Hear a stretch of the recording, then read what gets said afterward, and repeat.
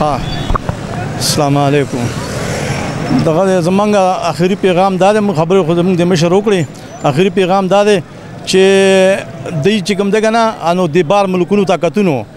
بټوي پانسي کړو خو عمران خان چې کوم دا پښتون دی او پښتون نو هیڅوک نشي پانسي کولی او موږ به دا ټوله دنیا به بل عالمانه واړو چې د عمران خان یا گرفتار کو یا ایثار کو دا زمونږ تاسو په دې ټي وي په دې چینل باندې زه ټولو ته چیلنج ورکوم چې چا که څومره طاقت یې را دي شي هغه د ګرفتار کړي او را دي چې اوس چې کوم دی نه دی کښېنوي نو بیا ورته زمونږ د پښتنو او پاکستانانو زور وویني دغه پخوانی وخت نه دی چې بټو سه بې پانسي کو چا غږ ونه کو اوسه پورې چې کوم دی نه خبره خوا دې خواشه دا پښتون دی عمران خان او ټول پښتانه او پاکستانان په مسلمانان په سر ور کوي او ګور دي د خیالات نو هغه خیالات ځان څخه کی دي باقي د دې نه علاوه چې کوم دی نو اوس ټول روان دي او هغه ټول چې کوم دی صرف عمران خان لور کوي چې هغه په خاص شریعت سره باندې راشي چې په خاص شریعت باندې راشي نو زمونږ ملک به